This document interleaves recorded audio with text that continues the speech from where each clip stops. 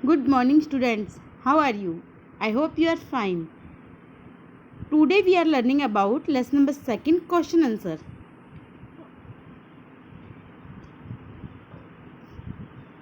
देखिए question number 1,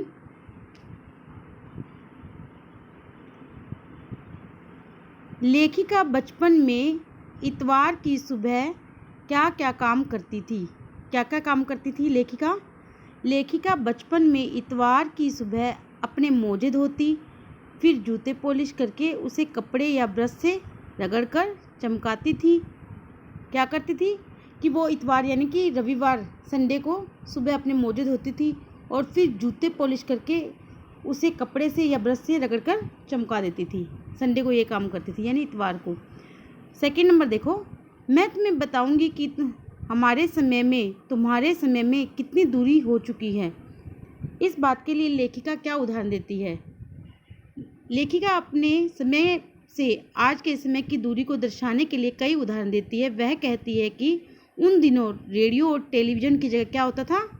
gramophone हुआ करता था। उस समय की कुल्फ़ी आज की आइसक्रीम हो गई है। यानी पहले क्या बोलते थे? कुल्फ़ी बोलते थे और आज हम उसको आइसक्रीम बोलते हैं। कचौड़ी और समोसा अब पैटीज में और शरबत कोल्ड ड्रिंक में बदल गए हैं।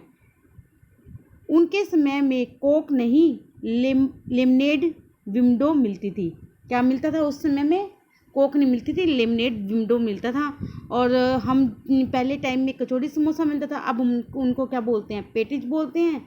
और पहले शरबत लोग पीते थे, आजकल कोल्ड ड्रिंक्स उसमें चेंज हो गए हैं। तो ये जो लेखिका है उसने पुराने समय और आज के समय में डिफरेंस बताया कि इसमें कितनी दूरी आ गई है। उसने एग्जाम्पल दिए हैं। ओके। थर्ड है, पाठ से पता करके लिखो कि लेखिका को चश्मा क्यों लगाना पड़ा। चश्मा लगाने पर उसके चचेरे भाई उन्हें क्या कहकर चिढ़ाते थे? देखो इसे। लेखिका को रात में टेबल लैंप के सामने काम करने में के कारण चश्मा लगाना पड़ा। किस कारण? टेबल लैंप के सामने काम करने में। उनके चचेरे भाई ने चश्मा लगाने पर उन्हें छेड़ते हुए कहा, आँख पर चश्मा लगाया ताकि सूझे दूर की, यह लड़की को मालूम सूरत बनी लंगूर की। क्या बोला उसने?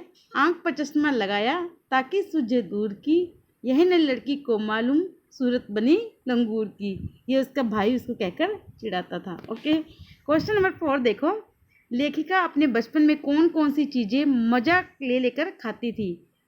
उनमें से प्रमुख फलों के नाम बताने हैं आपको। ठीक है। लेखिका रात में सोते समय चॉकलेट मजा लेके खाती थी। इसके अतिरिक्त उसे टेस्टनट, चना, जोर गरम और अनार के दाने का चूरन भी बहुत पसंद था। फलों में शिमला के खट्टे मीठे फल, रसबरी, कसमल भी उसे खूब पसंद थी। ठीक है। नेक्स्ट है आपका क्वेश्चन, लेखिका के बचपन में हवाई जहाज की आवाज़ें, घुड़सवारी, ग्रामोफोन और शोरूम में शिमला कालका ट्रेन का मॉडल ही आश्चर्यजनक आधुनिक चीज़ें थी। आज क्या क्या आश्चर्यजनक आधुनिक चीज़ें उन्हें आकर्षित करती रहती है? उनके नाम बताने हैं आपको। आज की आश्चर्यजनक आधुनिक चीज़ों में मुख्यतः हैं television, computer, internet, mobile, metro, train, robot इत्यादि। ठीक है। इनके नाम आपको बताने होंगे। नेक्स्ट देखिए आप,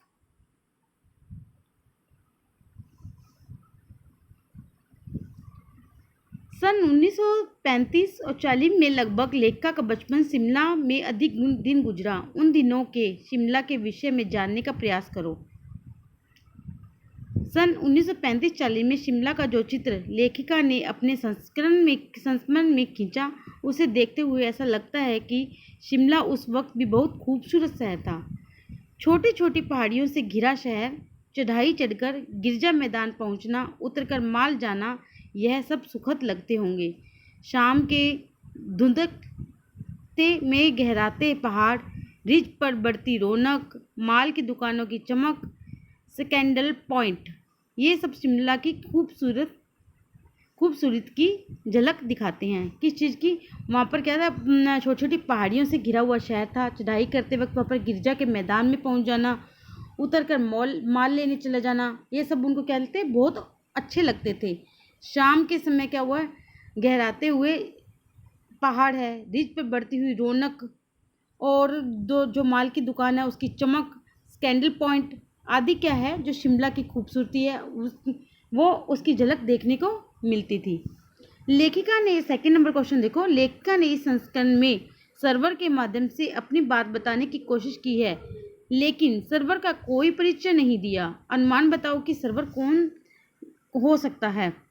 देखिए, लेखिका ने अपने संस्मरण में 2 बार सर्वर का नाम लिया है। कितनी बार लिया है? 2 बार लिया है। इसके अतिरिक्त उस व्यक्ति के लिए किसी अन्य संबोधन का प्रयोग नहीं किया। अतः संभव है कि सर्वर कोई पत्रकार या उसकी जीवनी के लेखक रहे हो जिन्हें अपना जीवन व्रत सुना रही थी। यानी कि जो सर्वर नाम लिया है वो या तो जो लेखक है वो होंगे या कोई पत्रकार होंगे जिन्हें वो अपनी जो जीवन व्रत यानी कि जीवन में जो घटनाएं हैं वो उनको सुना रही है। कौन सुना रही है? जो इसमें लेखिका है वो सुना रही है। ओके, आपको ये क्वेश्चन लर्न करने हैं और लर्न करके इसको राइट करके देखने हैं।